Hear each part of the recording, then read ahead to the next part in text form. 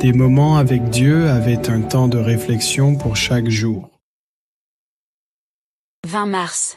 Combien coûte l'obéissance?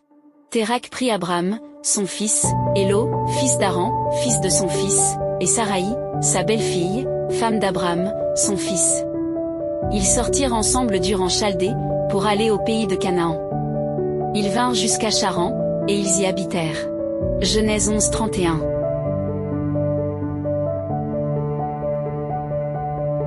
Une décision. Souvent tous un d'un même foyer. Il existe des différences de croyances et de religion. Certains veulent servir le Seigneur, tandis que d'autres préfèrent mener une vie confortable et se prêter attention à la voix de Dieu.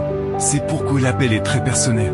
Tout comme l'obéissance, dans les familles d'Abraham qui vivaient en Mésopotamie, il y avait le père, le frère Nacor et le neveu Lot. Tous avaient déjà une épouse, mais le père mélangeait ce fou avec l'idolâtrie, tout comme le frère Nacor.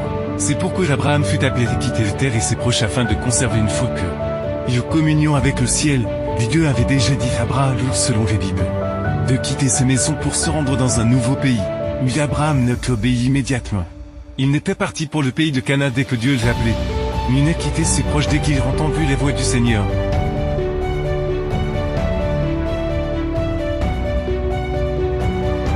Une décision radicale a toujours un coût, et il n'est pas facile de s'en écarter.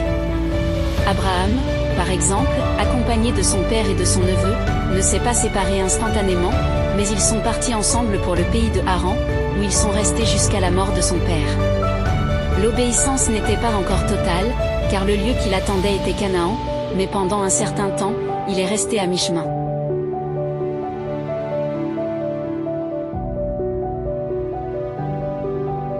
Il est difficile d'obéir, tout abandonner n'est pas chose facile, parfois.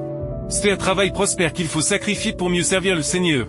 Et ce sacrifice semble trop grand.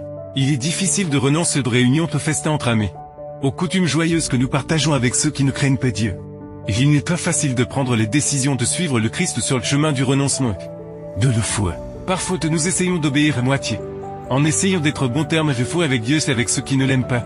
Cependant tant qu'il n'y a pas d'obéissance résolue complète, nous ne pouvons pas recevoir les promesses du Seigneur, ni espérer que l'héritage céleste tant que nous avons un pied dans de foi et l'autre dans le monde.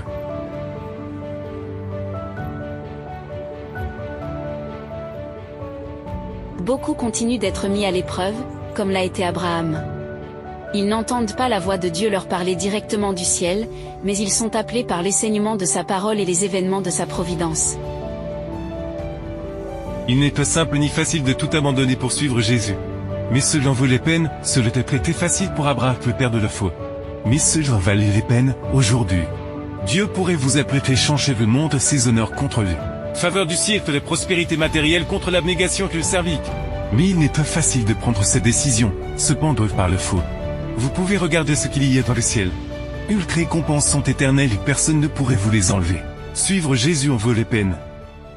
Amen. Merci pour écouter cet audio. Nous vous invitons à partager avec votre. Contactez et visitez le site web biblewell.com